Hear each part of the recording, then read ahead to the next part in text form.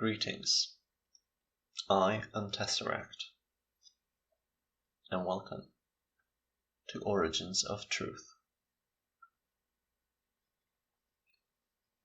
First there was darkness, and then the universe came into being, a cataclysm so devastating that it tore the darkness apart, and through the cataclysm did the energy expand in space and time, and matter filled the void that once held only emptiness. The energy spread through the darkness and brought forth the universe. Atoms collided and merged, forming planets and suns and eventually galaxies. And as time went on, so did life emerge. After millions of years, on a small world in a distant galaxy, the first humans evolved. Over time, they created technology to tame their world and began to explore others. The Alterans, as they became known, began to evolve. Some of them learned to shed their corporeal form and exist as pure primordial energy. But then came a time of conflict when this race of ascended beings split into two.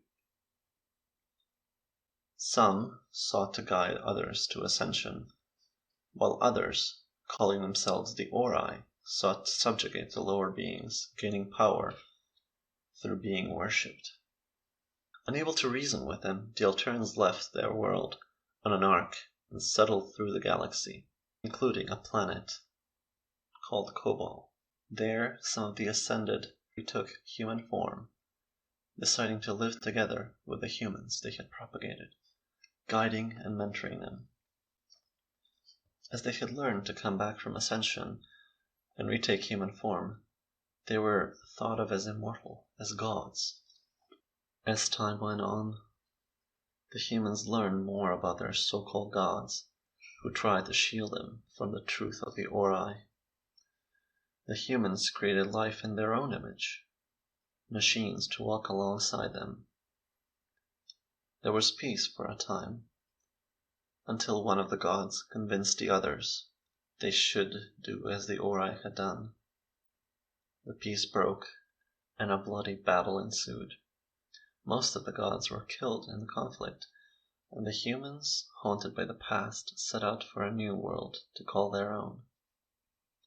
They built a ship called the Galleon, which would carry them to a distant system with 12 worlds.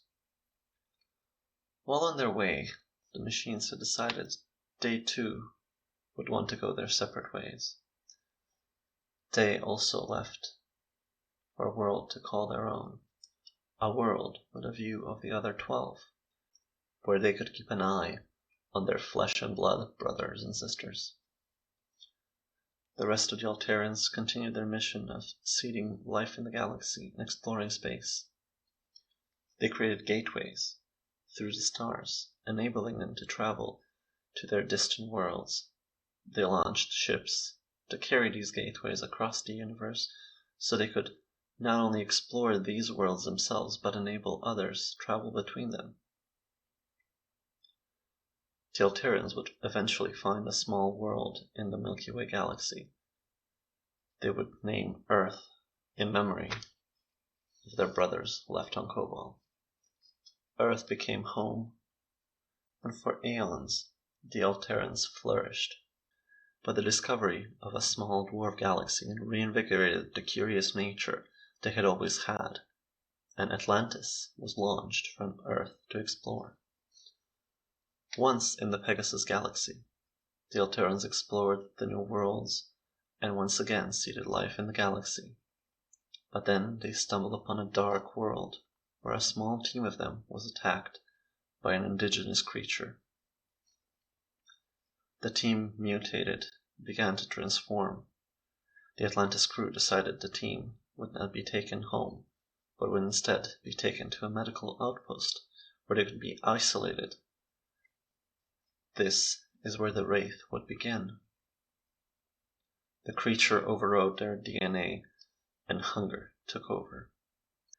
The males of this team became unstoppable weapons, while the females gained the ability to bend the will and biology of others they had encountered, surviving by draining life from the humans, concerned only with conquest and feasting. The Wraith were created. Over the years, they had spread across the galaxy to rival the Alterans themselves. Unable to emerge victorious after a costly war, the Alterans returned to Earth and rejoined their brothers and sisters. Having lived for millions of years, most of them far from Alteris, they took on the name Ancients and lived out their lives on Earth. Majority of them ascended once more, but there were a few who stayed behind. One of those who stayed behind began experimenting with temporal manipulation. Initially going by the name Janus, he would learn to travel through time using a modified gate ship. Janus discovered that time travel was indeed possible, and explored the events of the future, not only on Earth but on many other worlds. His experiments escalated not only in scale but in causality as well. He created a temporal observatory that would scan the timelines and predict solar flares, used the existing gateways his people created, but when they tried to stop his experiments, he went into hiding, in secret on a small red world in a distant Cerberus constellation. He continued his research. Enamored by the strange temporal readings of the planet, Janus took his team and ventured into the unknown, far into the distant past with an elite team of scientists. Trapped there when their ship's time drive burnt out, Janus quickly realized their journey would be a long one. Without a functioning Astra Porta to utilize for the space-folding principles required for time travel, he began exploring new methods of returning to his own time. He devised a way to harness the power of the stars themselves, a method that his people had not utilized for millions of years. He found a binary system devoid of life and created a temporal engine. Contained in a moment of time, the two stars were turned into a supernova and a black hole at the same time. The result was a limitless source of unimaginable power that tore a gap in reality.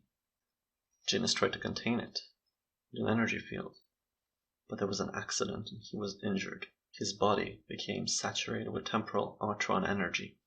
As he summoned his last breath to ascend, he found that his body was not converting to energy, but was in fact healing and recovering. He looked in the mirror and found that all of his facial scars had healed. He toggled a few controls and was able to contain the tear within a prototype portal system he was working on. He stared deep into the contained tear. Within, he could see all of time swirling within the vortex. He relaxed for a moment as his task was complete and his life's work achieved. He paused and fell to his knees in pain as his body erupted violently in bright gold energy. He screamed as each and every cell in his body was rewritten and his body changed. He stood there, taller than before, wearing a different face. He was unaware of what had happened to him, but he wasn't able to think about it now. There was work to be done. He continued his research in portals, working to contain the experiment which had granted him this newfound abilities.